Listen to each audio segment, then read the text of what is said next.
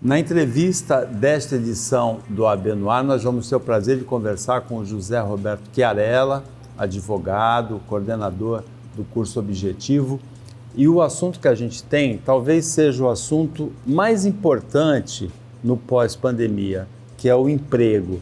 É a geração que nem estuda, nem trabalha. A gente hoje tem 14 milhões de desempregados, um recorde histórico no país.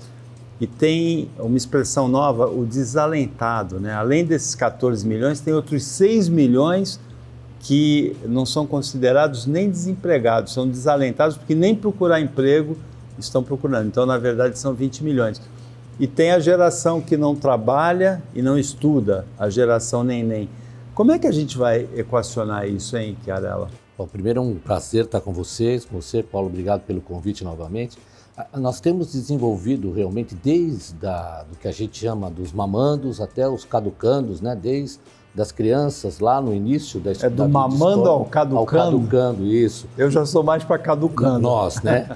Então, e aqueles egressos da universidade. Então, a gente vem trabalhando com eles essas questões, tanto da habilidades socioemocionais e de algumas questões cognitivas, que de fato são esses pontos que acabam gerando essa geração neném, que ela é intitulada neném porque nem estuda nem trabalha, ela tem a sua...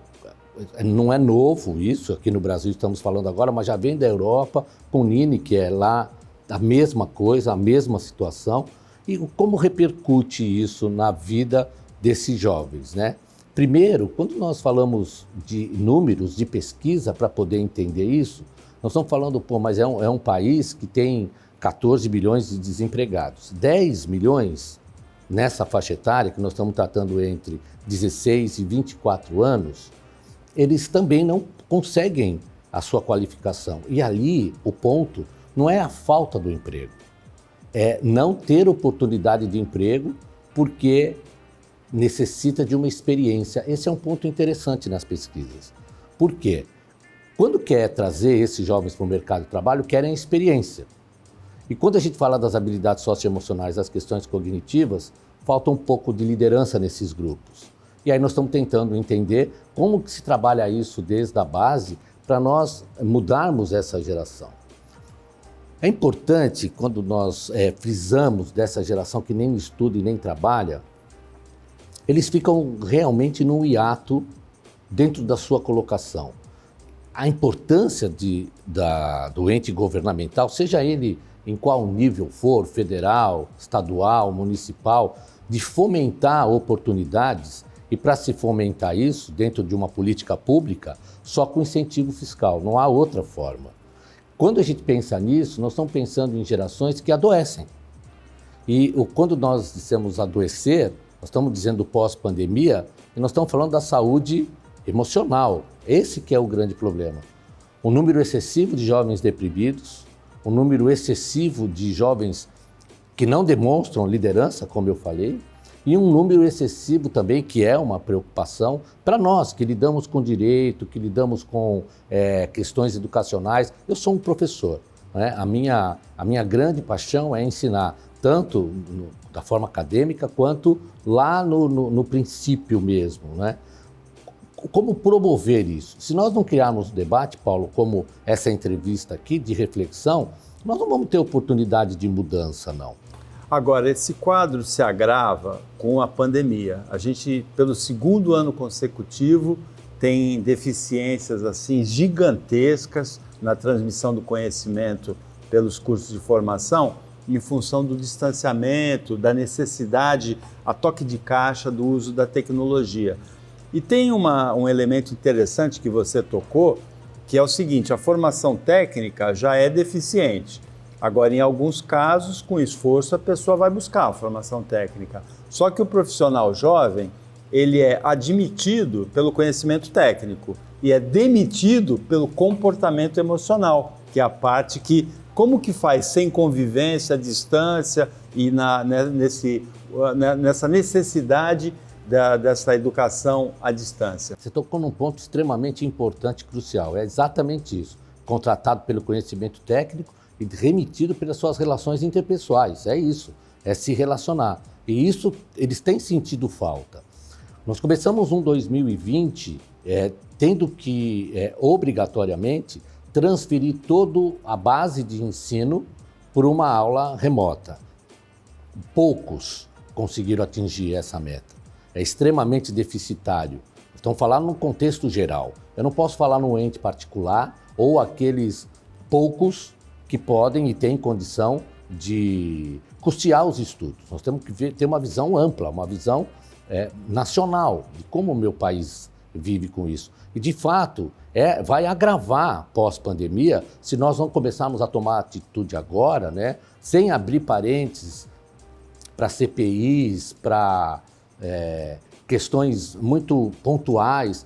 Nós precisamos ter uma visão nacional, não é? E eu não vejo, eu ensino isso, eu não vejo no Estado Democrático de Direito ter uma visão nacional algo que restringe ou que seja utópico para nós pensar no Brasil como um todo. Eu vou dar um exemplo muito simples disso que você falou. É fato isso que você falou. E vai começar a piorar se nós não tomarmos providência desde já. Por quê?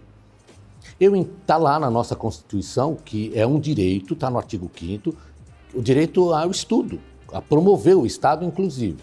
Muito bem. Se hoje eu tenho dados, quer dizer o que? A internet, tem que adquirir esses dados para poder ter minha formação, a educação, eu tenho que entender que também a internet, comprar dados ou fornecer dados, é gênero de primeira necessidade. Assim tem entendido a corte do nosso país, não é? Então, se é também gênero de primeira necessidade e faz parte da educação, se eu não tenho dados, se eu não tenho como fornecer esses dados, eu não forneço a educação.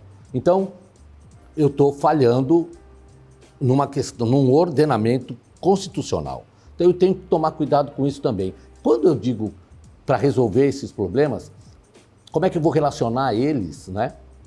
A pandemia tirou isso da gente. Agora nós vamos ter que voltar e as aulas online, que a gente chama agora de ensino híbrido, né? Que são os dois momentos, um grupo menor dentro da sala de aula, outro dentro lá em casa e eles interagindo entre si, isso está sendo possível fazer. Então, não são todas as escolas que fazem, obviamente que sim. Aquelas que tem o Colégio Objetivo, que eu coordeno, tem feito com maestria, tem condições para gerar esse conteúdo. E nós estamos lá, professores capacitados pelo próprio colégio, vai capacitando. É isso que eu estou falando para você. Então, nós estamos olhando um lado onde o particular executa com maestria e nós estamos vendo o ente público que ainda patina nas suas ações. Agora, Chiarella, olhando o panorama nacional, nós tivemos no final da década de 90 e começo desse século um presidente da República professor, que era o Fernando Henrique Cardoso, com um olhar para essa questão, que é a questão mais importante do desenvolvimento brasileiro, que é a da educação, sem nenhuma dúvida. Então, nós tivemos o Paulo Renato como ministro, tivemos o Cristóvão Buarque no começo da época do Lula, tivemos até o Renato Giannini Ribeiro. Nesse momento, você vê alguma pessoa, alguma figura pública dessa dimensão, como político, como técnico, ministro, capaz de retomar essa questão para o Brasil? Eu vejo sim, sabe? Eu sou um homem muito esperançoso e vou mais adiante. Você é capaz de dar um nome? O atual ministro, Milton Ribeiro, é um santista, é um homem que tem uma boa visão para a educação. Mackenzista, né? Mackenzista, como eu. Um homem que teve a sua formação no seu doutorado na USP, na área de educação, e tem uma visão voltada para o ensino base. Isso é muito importante, né? O Ministério da Educação, ele não mexe só. E outra, ele tem uma certa limitação, porque quando a gente está lá no ensino fundamental 1, 2, nós estamos transferindo isso para o município. A preocupação principal é aí. É aí. E quando isso caminha para o médio, a transferência de responsabilidade é o Estado.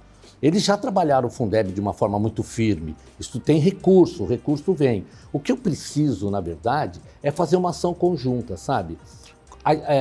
Eu vou falar para você com muita sinceridade.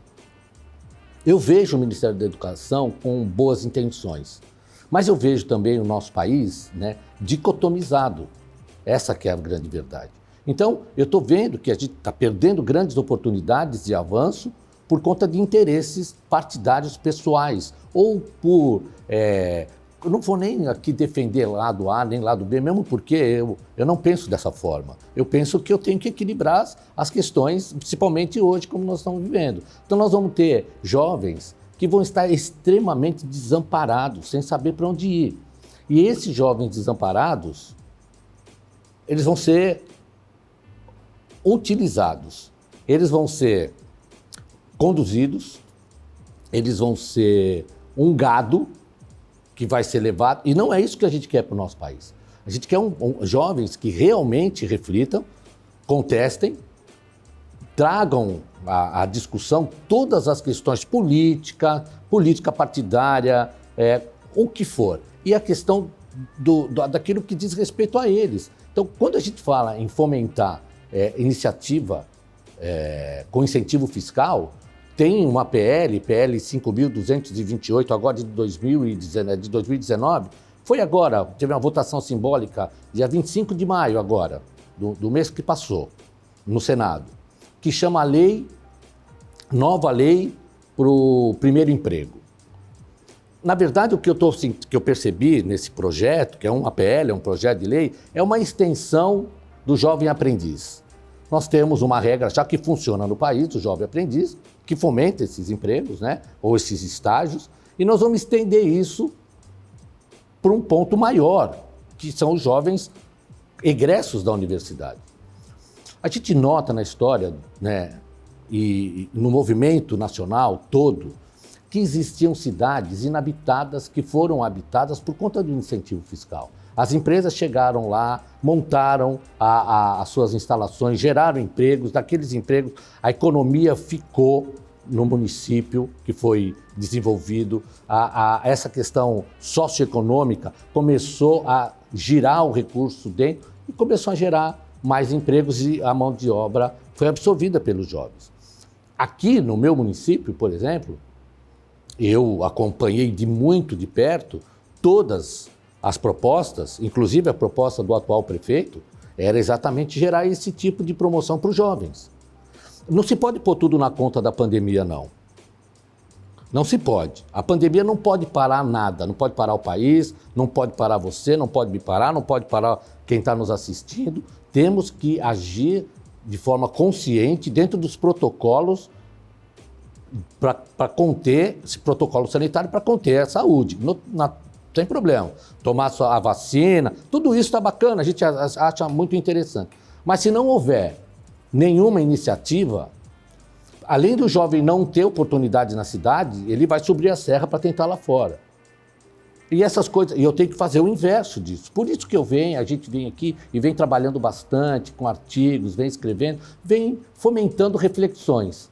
Eu tenho que promover ações que favoreçam, que desçam a serra, que mantenham os nossos jovens aqui. E essa geração neném vai acabar sofrendo muito a consequência disso se não tiver o ente público à frente e notando quais são antevendo os problemas que estão aí, né? Estão aí para que a gente resolva ou tente resolver para amenizar isso. Né? Agora, Chiarello, eu vou escrever no meu caderno o nome do Milton Ribeiro embaixo do nome do Paulo Renato, do Cristóvão Buarque, do Renato Chanilly, esperando que saia daí um projeto legítimo, autêntico, abrangente para a educação brasileira, que é nosso principal problema. É muito bom ouvir de você esse otimismo que eu não tinha em relação a essa questão. A sala de aula promove isso. Agora, você tem alguma observação importante ainda para o nosso telespectador? Eu tenho, principalmente para os meus colegas, né? Meus colegas advogados que estão aqui e tantos colegas que ministram aulas também, não é? Que estão lá à frente. Nós precisamos fomentar isso mesmo. Né? Colocar na cabeça dos nossos jovens que todo conhecimento técnico que ele vai ter, como você bem colocou, foi preciso, e ele vai se exaurir se não tiver uma boa relação. E boa relação é desenvolvimento das habilidades socioemocionais. Dentre essas habilidades socioemocionais, nós temos a liderança, o autocontrole, o equilíbrio, né, consciência. Eu tenho que lidar com isso, saber planejar, saber como promover e Aqui não há uma questão de ativismo, não. Muito pelo contrário. Eu não tenho nem mais idade, acho, para ser ativista, já estou cansado um pouco. Mas eu tenho uma paixão pela educação. Eu acho que é a única coisa que vai mudar o meu país. A única coisa. Senado Federal, por exemplo, na CPI, o que falta lá? É exatamente isso, educação. Porque eu posso falar tudo, desde que eu falo de forma cortês, de forma urbana, exponho as minhas ideias. E eu não quero esse péssimo exemplo para os meus alunos e eu acredito na mudança. Porque se nós trabalharmos na base, nós vamos ter uma base sólida para fazer a mudança. Chiarello, obrigado pela participação aqui no OAB no Ar. Até uma próxima oportunidade e boa sorte aí nas atividades. Aí eu que agradeço, sucesso para você e sucesso para nós. Fica com a gente.